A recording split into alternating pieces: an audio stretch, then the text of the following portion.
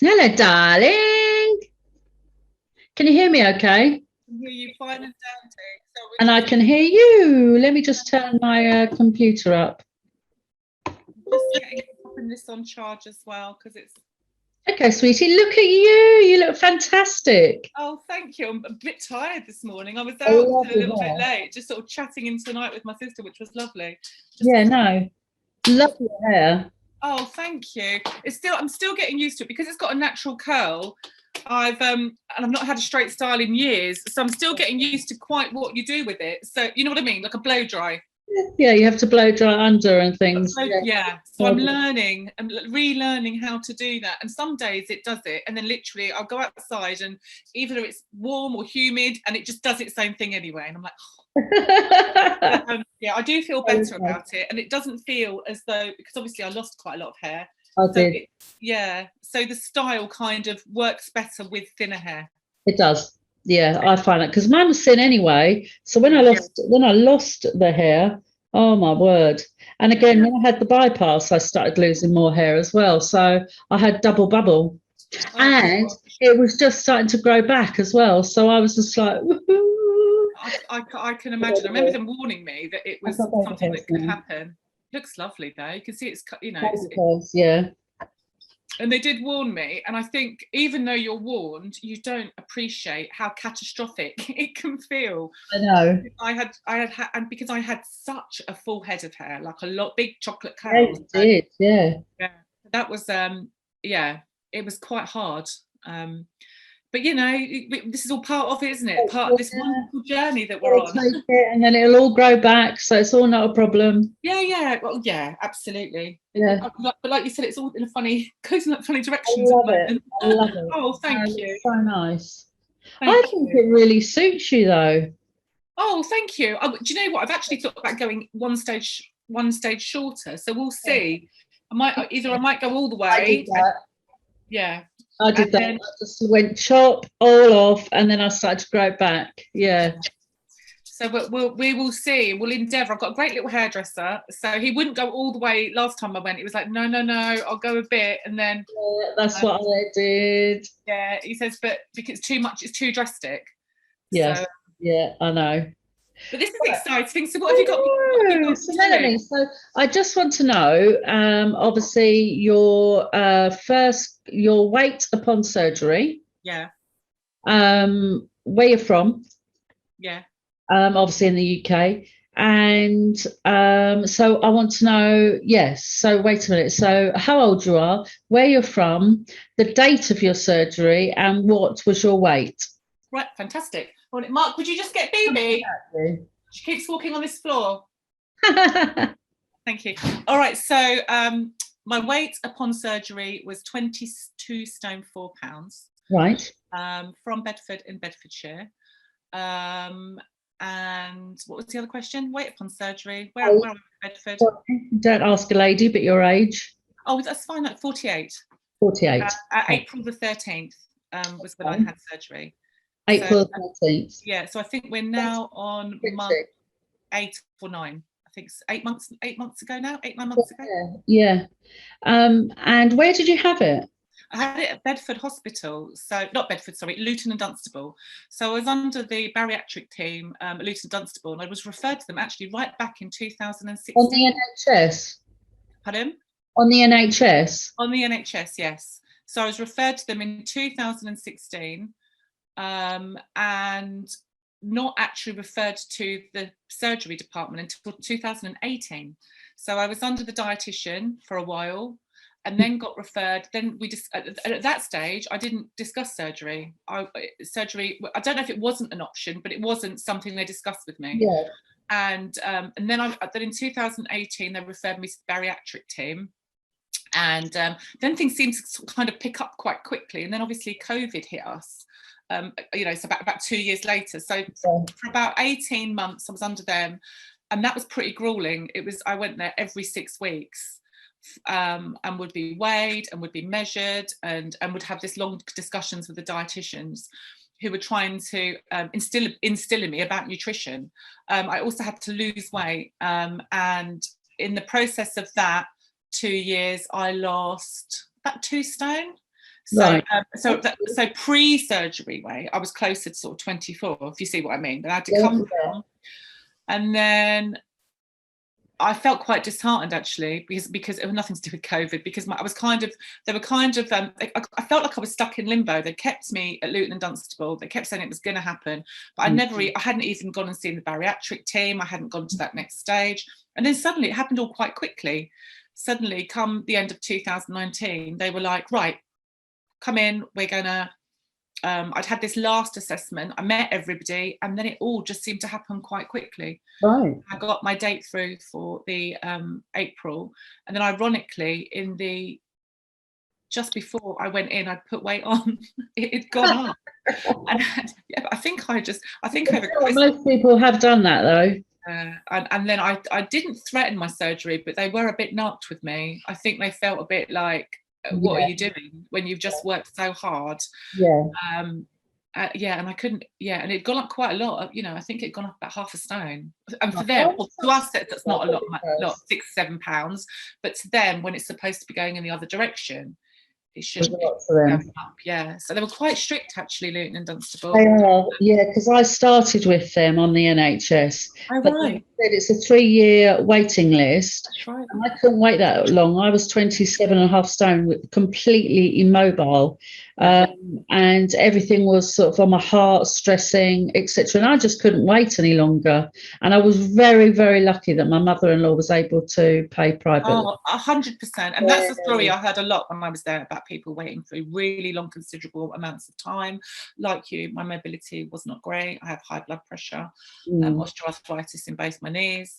And I think, and actually, I think maybe that little bit where they pushed me is because at one particular meeting about a month before, and I'd met with the dietitians, I'd got really upset and just said, I'm just exhausted and I'm really struggling with being motivated because I've been coming to you for years.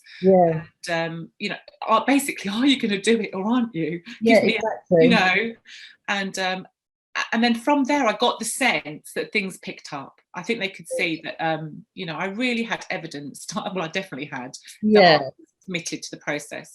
Yeah, I think that would be my only advice to anybody, to try and stick with it. But I totally understand. If you have the funds like you did, brilliant. Go and do it that way. You have the psychology. You did have that help as well. I had the psychology I had, that was part of the process. You had to be a psychologist for 18 months. And that was pretty grueling. Just talked about your relationship with food. They talked about your relationships full stop. And also getting you to understand that it's not just going to be about calorie counting on the other side. It had to be about the nutritional value of what you were eating, and to try and keep that high. And also about addiction, that we are addicted to, that I'm not saying we, but I was addicted to food, and to remember that addiction could be moved on to something else, that I could become, potentially I would be higher at risk of drinking, of all kinds of addictions, drug use, all of those things, and to just be mindful of that. So we did a lot of work around that, around sort of self-esteem and confidence, and good. Yeah. I was very lucky. So although it was long, I got a lot of package, with that. And actually now, if I wanted to, there's a gym at Luton and Dunstable. It doesn't work for me. It's too far for me to continue to do that. I'm lucky to be in a position where I could just go to the local gym. But if I wanted to, that support is still there right now. I'm under the surgery team for another year. That's good as well. Yeah. So, but like Luton and Dunstable will do it for another year now. And then they'll give me a year to 18 months. And then you talk about, you can go on the waiting list for the skin surgery if that's what you want to do. I've been lucky enough to. I honestly don't think I'd qualify, because I've heard it's got to be really dire on the NHS. That's what I've heard. So I think that realistically, I don't think I'd qualify for it. I'd still go for it though. Yeah, I'll see what they say when I get there. I mean, I've still got a long way to go yet. Exactly. I think I've got another 6 stone to go. But I'm already looking at arms and sagginess and thinking, if I've got another 6 stone to lose, because obviously I've lost so much. Yeah, you've been amazing. 11, 12 stone. So obviously now I've got saggy skin. So now I'm thinking another 6 stone is going to be really saggy. So I wouldn't mind looking at it. I But think you get it. You're 100% you get it. I think I heard that if you can evidence that it is getting away in the way of everyday life, even as far as bathing and things like that, and the other problems, then 100% you'll get it. I've been quite lucky, and I don't know how it's happened. It's just come up quite well. My biggest area is my tummy. yes, my lower abdomen, sort of, and making sure. But I've been quite lucky. That seems to be pulling up. yes, But I think the thing for me is I know I've got to physically keep going. It's exercise for me. And I think, because I wasn't overweight all the time. I didn't put lots of weight on until I was in my 30s. And I think when I look back at that was me. When I look back at what I did differently, where did that all come from, that weight? And obviously that's when you do that therapy. Where do you think that did come from? Pardon? Where do you think it did come from? I think I isolated myself. I think I was living in a big city with my daughter. I think then I got into a relationship, got married. I had 3 children very quickly. And all of a sudden, I think I lost sight of me. And I was, which is common. I have got my lovely girls, lovely family. And I was also far from friends and family because I'd moved from Cambridge to a little town called Sandy. And I think those things contributed. And I think it was a contentment there as well. A bit of contentment, a bit of where I just fell into this sort of role and embraced it. And I think previously I made more time for myself. I looked back and I used to go to, do you remember aerobics at Village Halls? Yes. Yeah. So pre the kids, I would have gone to I went to the Village Hall a couple of times a week and did an aerobics class. And I walked everywhere. And in Cambridge, you cycle everywhere. And all of a sudden I stopped doing all that. So it was a creeper for me. It wasn't an overnight thing. It was a creeper. By the time everybody's a creeper and you don't realise, to be fair. And I just got bigger clothes and it got easier. I went to Primark. I moved out of certain things and I would just get leggings and jumpers. And when you've got a stack of kids, easy clothes. It's a great place to hide. It's a great place to hide. And I got content and, and then, feed the kids and I'd snack. I pretty much grazed. For like and off the children's plates. I just grazed. Grazed and just grazed and didn't exercise, didn't go out. Had a husband that didn't mind. I mean, that he, because he loved me, so he would, and he never once, and he has never once in the whole, 26, never said like, oh, you've put weight on or that's true as well. We were very lucky like that then, aren't we? Oh, we really are. He's massively supportive, at that time, but he's actually in the other room and he'll laugh, but I think he looks at me now and he can just see the difference and is kind of like, wow, blimey, it's coming off so fast. And has he seen all the confidence come back? Because obviously you must have confidence come back. I think so. I think at times he's worried about what I can be I'm a bit more impulsive and I'll go off and often do different, I bought ridiculous amount of clothes, Victoria, honestly, unashamedly so. I've got another rail going. We all have. So I think Audrey is the pitch.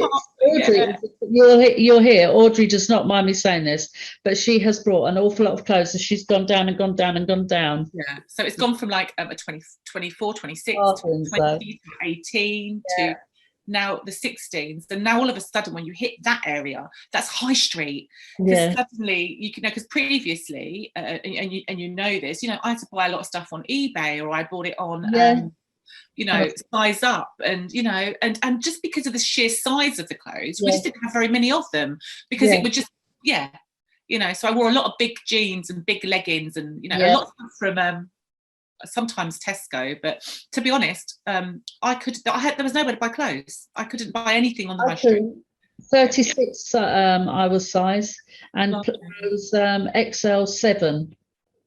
So again, you start specialist shops and don't even get me started on bras. Even now I don't know what I should be doing now. Now I'm down. It's mad. It's just, and it's those little life-changing things that you're just like, blimey. And I'll make you laugh. It was only up until recently that I went and got some bras.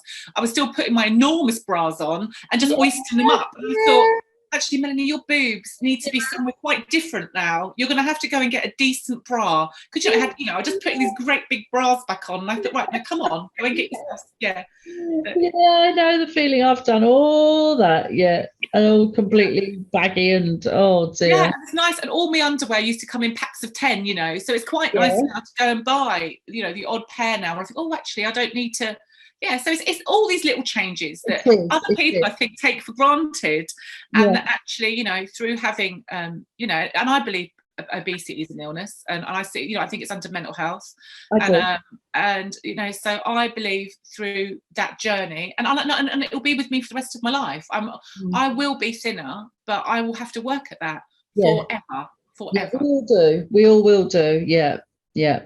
It is a future thing. You have to be prepared for that, which of course in your psychology, things that you had, you would have learnt that through, you know, to know that. See, with privately, I didn't have all that attention beforehand. It was literally go. That must have been really hard to learn it afterwards. Yeah, I had to learn it afterwards, and that was hard, I suppose. But I did everything to the T, everything to the T.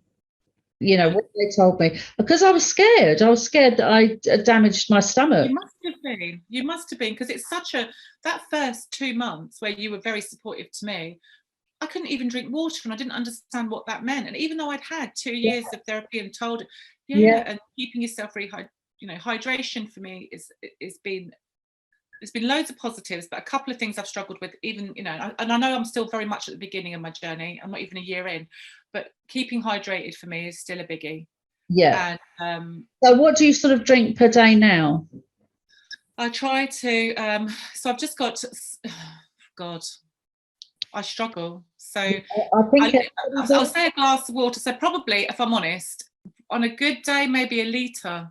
Yes. And I should be getting in 2. Yeah. So on a good day, maybe a litre, and I do that with glasses. Now, our little trick that we've learned off Mike, the shot, who's amazing with the shot glasses, and dehydration, as you know, happens over a few days, and if it goes too low, I can't think straight, and I can feel quite dizzy. So again, I've not been used to those things, you know, the dehydration, and another thing was not keeping my protein up was another one. And I started to have a really sore face across here, and I thought it was a tooth problem. Right. And it wasn't. It's signs of malnutrition. Oh.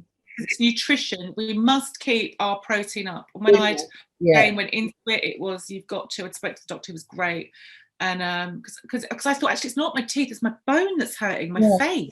Yeah. And but it's me keeping on top of my vitamins and things like that. So it's those key things that I've struggled with that I never thought I did, because I've always took tablets, but for some reason, and I can eat, since the bypass, I've got chewable ones that are quite good, but the other ones, I struggle to swallow tablets. Okay, so I did, but plenty. Again, you have to have a gulp of water, unfortunately, you know, a lot of water to sort of get that down. If you're just taking sips, then when I started, it was literally tiny ones, one by one sip, one by one sip. I wasn't able to just go like that and sip like you used to be able to do.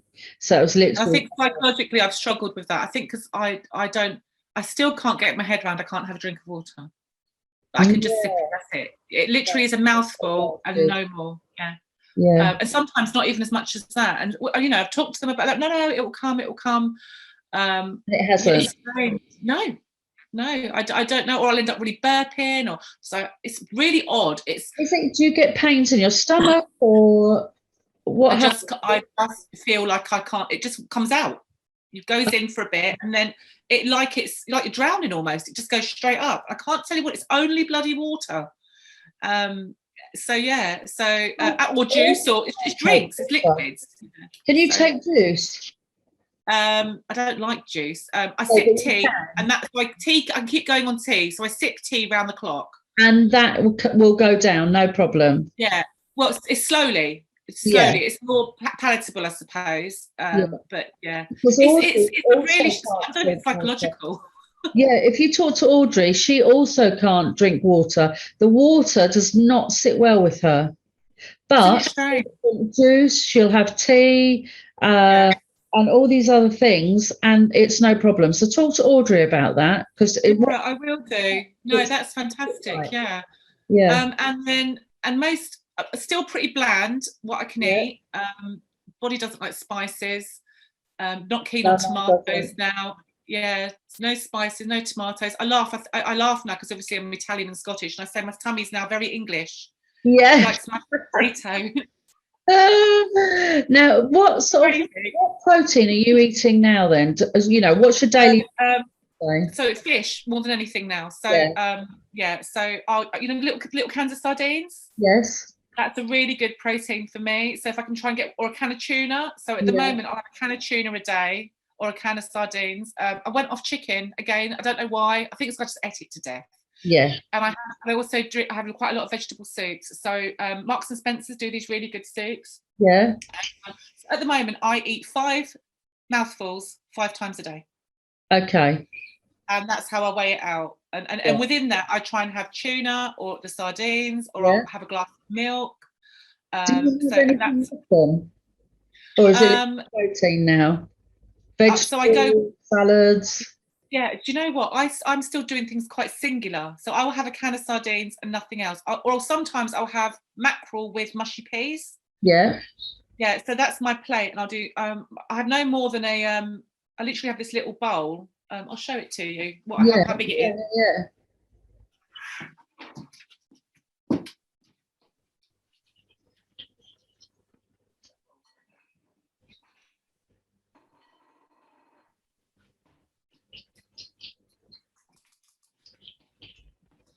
Yeah, and this is pretty much what I use. Yes. Little bowl, and Oh, yeah, portion control is really good in it. And whatever, I pretty much fill it up. So if I put some greenery in there, I don't get on very well with. I can eat kale, don't get on with broccoli. So there's still can't eat sweet corn. There are certain things that I can have. which everybody has. Everybody has their little thing that they can no longer have, or like us, it's the spices. My family laugh at me because they'll say, "Mum, that's not spicy at all," and I'm like, water, water. So it really does hit me. Anything that's got something in it. Just Um, repeat for me, or red onion. It just doesn't. It's Red just onion not going I'm to happen. okay with, but it's strong. It's strong, but I'm okay with that. But yeah, so I have a 7-inch plate that I use, and you'll laugh, I have a baby's toddler's knife and fork. And the Yeah, reason no, no, right. I totally yeah, get it. I use a smaller fork, but because then you're not yeah. putting too much on your fork. No. So you're only This came from you guys. This came from the tips from you guys about coming up with a small plate or a side plate, and actually this yeah, works better than a side plate. yeah, And I pretty yeah, much could. I could never really overfill it. yeah. I could stick as So much as I like in it, and still yeah, be okay. Yeah, yeah, yeah. My bowl is now I do that. fantastic. Yeah, so Yeah, I can do that. So it's again the yeah, side. So the yeah, same, yeah, yeah. Same sort of size. Yeah, yeah. but yeah. So that's my sort of feeding bowl. But since the bypass, my head's not been in the game. So Okay. I now, 2022, I'm back on it. I'm going to be like my sleeve now. And I know that I've lost, 11, 12 stone. So I know I'll be able to lose the next 6 stone. But Yeah. it's getting that mind and that It mental. is, and it's getting away from those empty calories, those slider foods, and those high calorific stuff. Mhm. Over Christmas, from saying I would never drink, I've drank. Yeah. And I've had a glass of wine here and a glass of wine there, and those are 500 Okay, calorie if you glasses. take it in moderation again. Yeah, but I don't do moderation, Victoria. That's not in my vocabulary. So I just have to be careful that that's because it's true, and I'm honest with Yeah, that's myself. it. And to be honest, that's Yeah, how he became fat because there wasn't any food in 100%. moderation. I have no boundaries, Yeah. none. And How was your drinking then? Did you drink too much? oh, yeah, of course, yeah, I got drunk. Yeah. Yeah. Yeah, Yeah. on numerous occasions, and Yeah. then felt dreadful. So will I do it again? Probably. Do Yeah. I know I shouldn't do it? Yes. Yeah. So, and I'll have to work on that. I think where my protector is I'm lucky that I've got a good family, that I've got a good job, and I've got lots of reasons to not take it to the next stage. Yes. But I could see how you could. That's how I did, Melanie. You know, I did. I drank too much. I got into that scenario for a year. I sort of was ruining my whole sleeve situation. And eventually I said, I can't do this. I just can't carry on like this. This is ruining my life. And again, it's that addiction. I've gone from one addiction to another addiction. But like you, I started with just one or two, and then it was like getting drunk on one or two occasions, and then it started getting more and more and more. So I would suggest to be careful. No, 100%. And and I'm listening to you all, and and I have alcoholics in my family, alcoholic stepdad. So I'm really respectful of alcohol. Actually, I respect rehab, as you know. And I think mentally, because obviously I have bipolar as well, I'm a mess. Life is hard. When I went to rehab, I then immediately came out in November and had my revision bypass in January. And I think mentally with my bipolar, it just couldn't register. And I think that's why this year with my bypass, I haven't been able to put my head in the game. So that's why now I feel I'm ready. And so now I feel support. And I think support is key, Victoria. Being accountable, having each other and being accountable to each other and ourselves. I think support is key. And I am lucky. I don't know how I do it without my family, my children, my husband. I'm incredibly supportive. Yeah, I have. Over Christmas, with all that ridiculous amount of food, I've lost over Christmas, and I feel really pleased with myself. Yeah, not a huge amount. No, I did, and I feel really pleased. Because but I think I was due a bit of a loss because I'd stayed the same. I'd plateaued for about 2 weeks. It's definitely slowing down now. Obviously, it does anyway, and it goes up and down. But so it was nice because I was good. I might have had a little bit of this and that, but And how much have you lost so far? Okay, so I'm down to 1 minute. When I last 14 stone 3 pounds. Right, that's fantastic. So about 7 stone. 7 stone, that's fantastic. I lost that in my first year. Yeah, so I'm on track. Yeah, you are certainly on track, and more. Yeah, but in my head, I thought at the moment it started to be between £8 and a stone a month. That was me. Yeah, so I think that's kind of where I go between that, and then I've had plateaus in between. That whole time there was a month where I didn't lose a pound.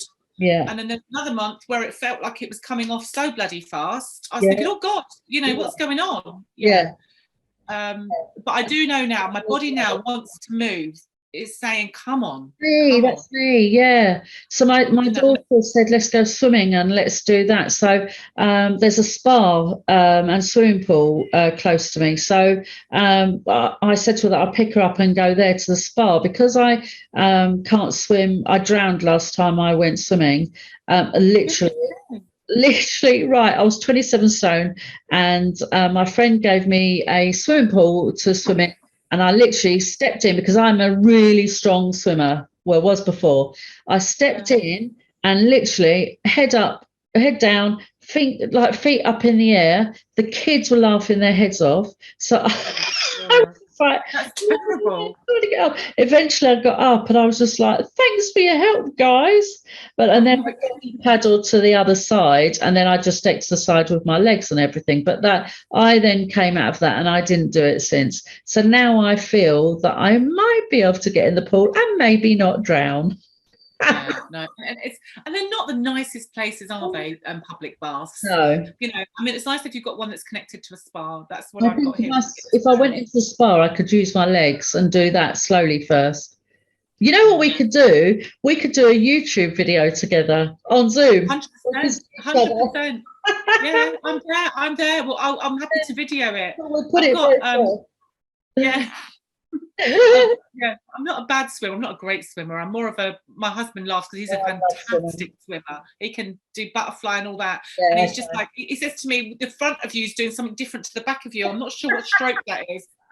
I feel embarrassed when I go swimming with him. I'm like, go away with your just let me paddle. Yeah. He was on the swim team and everything. I think he was swam for the county. I'm not that good. He was one of them. I was a strong singer. Yeah, yeah. Yeah. So I'm hoping I'll get I back probably to do that. it. Yeah. I do like Zumba. I have discovered Zumba, Yeah, and I've been you to a couple have. of those Is classes. that, That's is great, it, yeah, because it's just very freeing. There's no real.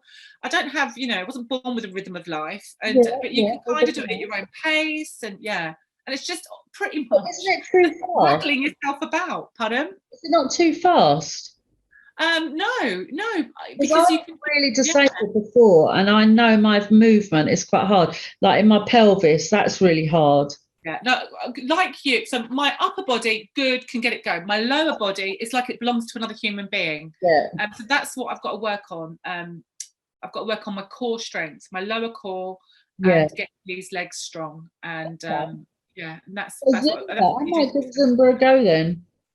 Yeah, 110%. And because you know what's so lovely, it's such a lot. I don't know how the classes are around your area, but I often just found there's lots of women, around the same age as us, that Yeah, and older, and it's just yeah, really freeing. And there was no real, even though there's obviously dance steps to it, they don't yeah, care if you don't get them 100%. yeah, And I was yeah, yeah. definitely falling behind 3 or 4 moves compared to the others, but You would the be. heart rate was right. Yeah, it's very loud, lots of heavy music, lots of fun, and that motivates you. Before I knew it, I had done my first class. I could only do 20 minutes. So I was Yeah, nearly dead. I'd And be the a bit next hard. one, yeah. So and then after that, and that's something I've been actively working on to get myself, to do the 45 minutes, which I can do. And Mm. at work, we've got three sets of stairs. So Mm. now I go up and down those as much Oh, as I can. fun. Yeah, really push myself. I can't do that yet. I can just do the one lot. Yeah, I have I to just pushed. do Look at the difference. 8 months ago, I couldn't do that. 8 months ago, I had an assessment at work under the health. What do they call it? You know, that health thing they refer you to, and they grounded me. I wasn't allowed upstairs. Yeah, Oh, because they said I couldn't go upstairs because it wasn't safe because oh, my knee.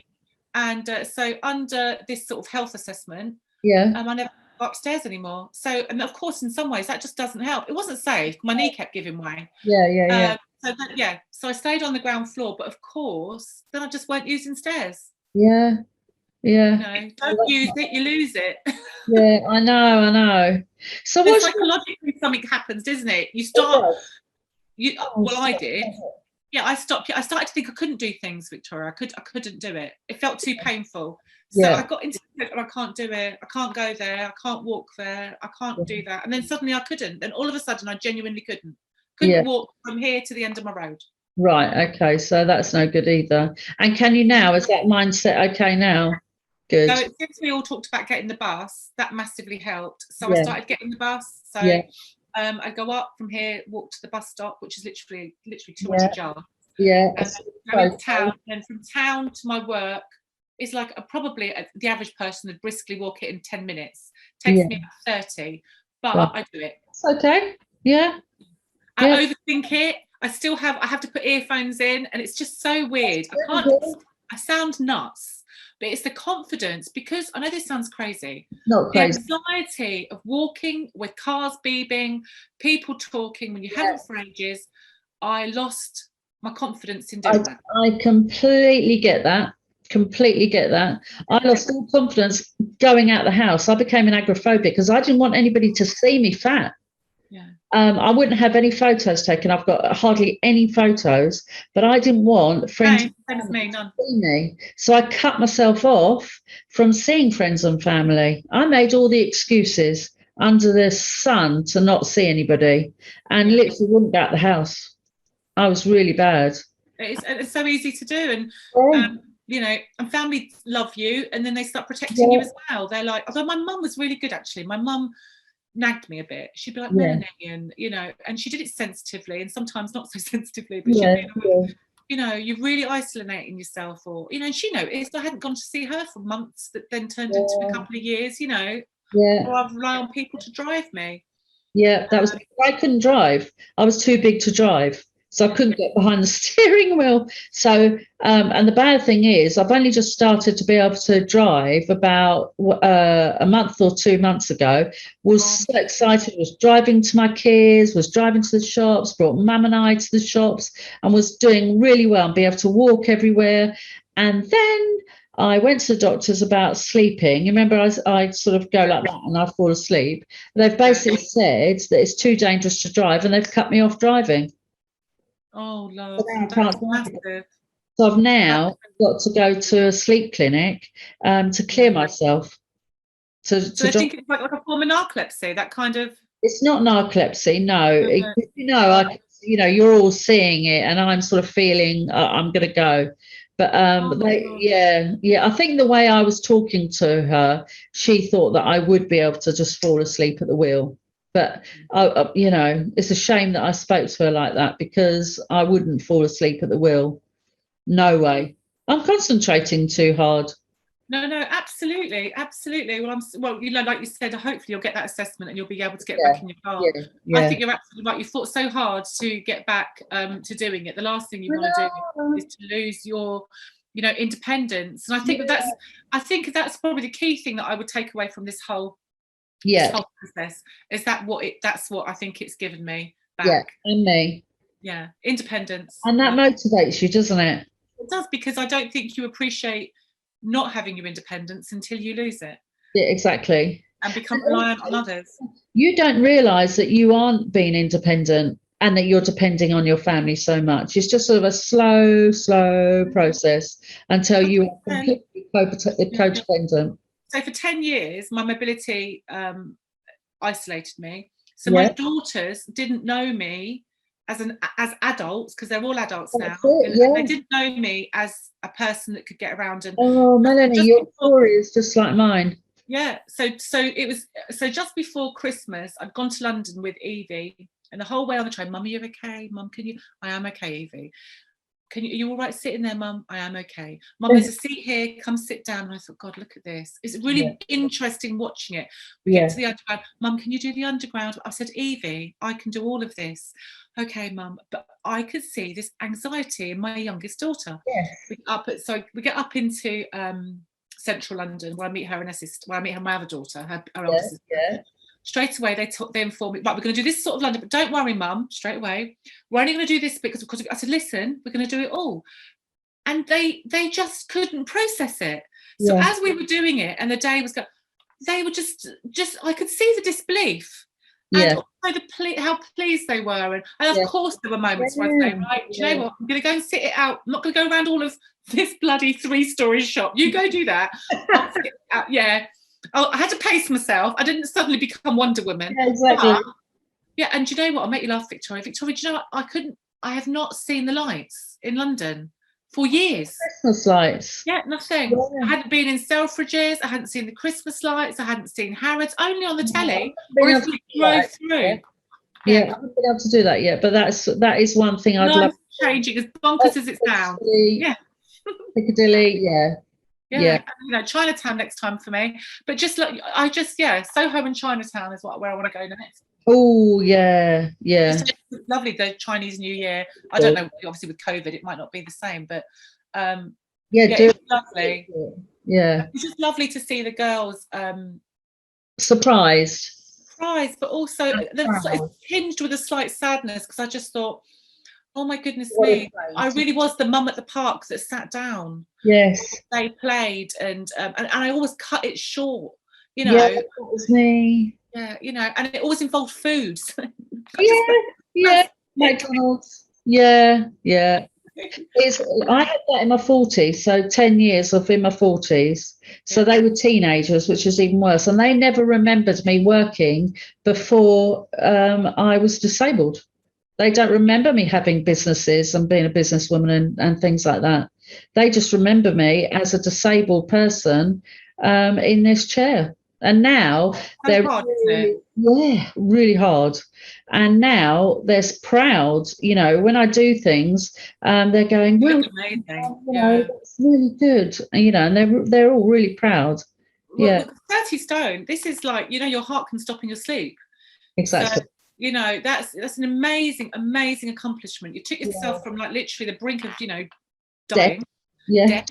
And dragged yourself back, and that's no mean feat, because the psychology that goes around the obesity and the whole, it's not overnight. And I think sometimes that people don't understand that. They just think that you're there just eating biscuits or something. Yeah. And it's not like that. Of course, it's not like that. Yeah, we know. Right. Yeah. It's really, I love the fact that you're putting this out there and you're doing Yeah. You know, it's so important, I think, to get to you know, spread that message that if you are somebody, and I'm not, you know, I'm pro surgery, not pro surgery. It's absolutely down to the individual. It is. Everybody lost 7 stone this year, herself. So, you know, and she's done that, and she's maintaining, and fantastic. Yeah. Whatever works for you. Exactly. I yo-yo dieted for years, Victoria. Like well, we all have, haven't we? Yeah, on those bloody packs, Life for Life, Cambridge Diet, Slim Fast, you know, everything. Weight Watchers, Slimming World. Yes, yeah. Anything I could get my hands on to try and lose weight, and I'd lose a few pounds, and then I'd put it all back on and more, and like we've all done. Once somebody said to me, "If you ate a cucumber a day, that's, you know," I'm sure I tried it for 3 days. Yeah. The cucumber diet, lovely. Intermittent fasting, you know, you name it. But it was all really unhealthy approaches to food. Yes, it was either feast or famine. You know, those shakes that have become so famous. Yeah, it tickles me, because of course they're not going to bloody work, because at some point you've got to eat. Exactly. So just to help, and that's why I say to people about the resetting, don't do shakes, because after a month you're going to be wanting more and more food because you've been deprived. You know, shakes okay for when you come out of the operation for your stomach to settle, and it's okay for your liquid diet. But once you get onto your solid foods, you will miss that. So I say to people, don't reset with shakes. Again, go back to your healthy, solid, you know, remember that solid, you know, coming out of the soft. Even go back to soft food. Yeah. When I went to the dietitian, you know, the first year, it was me being taught how to not have shakes. Because Victoria, I was so convinced, I could not believe that you should not have shakes, because I'd pissed about with them for 10 years. And I'd cupboards of them, they were breeding in my cupboards at home, and I didn't understand the nutrition of food alongside these shakes, you know, the importance of the food. Yeah, so it took me about a year to get round that. I had to let the shakes go. Yeah. There is no quick fix. Have one, because they're so high in protein. I'll tell you about this yogurt that's high in protein as well. Do you have an Aldi's near you? Yeah, I do. Yeah. Okay. Star ones. SAKR. Yeah. Did I tell you about those yogurts? You did. Yeah, the one in the pouches. No, it's the actual yogurt, carton of yogurt.